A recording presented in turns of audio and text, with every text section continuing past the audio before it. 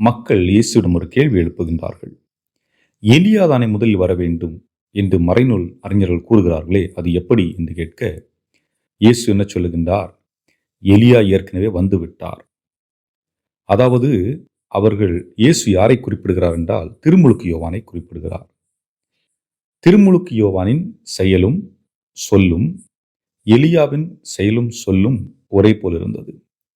ஆக இங்கே மனிதர்கள் வேறுபடலாம், ஆனால் அவர்கள் எடுத்து வைத்த பாதை என்பது ஒரே பாதை. அந்த அடிப்படையில் இறைவாக்கினர் எலியா என்ன சொன்னாரோ அந்த அடிப்படையிலே அவருடைய சொல்லும் செயலும் திருமுழுக்கு யோவான் வழியாக இருக்கிறது.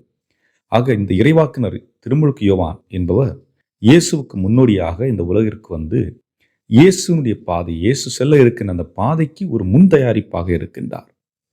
என்றால் அதற்கு முன்பு திருமுழுக்கு இருந்ததா என்று நமக்கு தெரியாது. ஆனால் இங்கே முதலாக திருமுழுக்கு யோவான் திருமுழுக்கை கொடுக்கின்றார், தண்ணீரால் கொடுக்கின்றார்.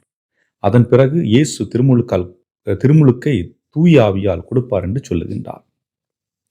ஆக இயேசுடைய பாதையை செம்மைப்படுத்துகின்ற அந்த திருமுழுக்கு யோவானை வலியுறுத்துகின்ற ஒரு நிகழ்வை இன்றைய விவிலியத்தில் பார்க்க முடிகின்றது.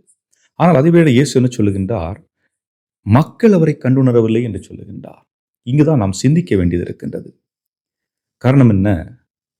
இன்று நம்முடைய குடும்பங்களிலே